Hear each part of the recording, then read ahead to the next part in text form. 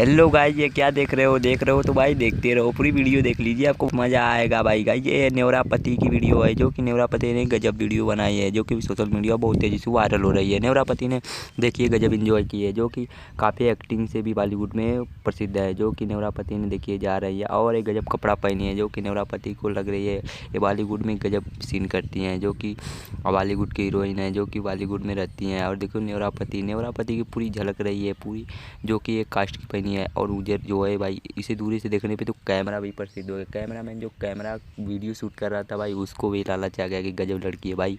न्योरापति को एक बार ध्यान से देख लीजिए भाई, गजब जा रही है भाई। इनको इतनी समझ नहीं है कि मैं क्या पहना हूँ, और इसे लज्जी भी नहीं आ रही है भाई। गजब वीडियो बना रही है भाई, और वीडियो भी बनवा रही है खड़ा होकर न्योरापति भाई। ये देखिए भाई, ये सीन गजब है भाई। अरे भाई कैमरामैन क्या हम तुम रहेंगे तो भाई लालच आ जाएंगे। अरे न्योरापति जी का, अरे गजब भाई, ये तो गजब लग रही है भाई। ऐसी सीन मैं बॉलीवुड में देख रहा हूँ भाई। आप लोग भी देखो तो कमेंट करके बताइए भाई, ऐसे ऐसे सीन मैं तो भाई बहुत सारे देखता हूँ, इंटरटेनमेंट में वीडियो बनाता रहता हूँ ऐसे ऐसे सीन देखकर भाई।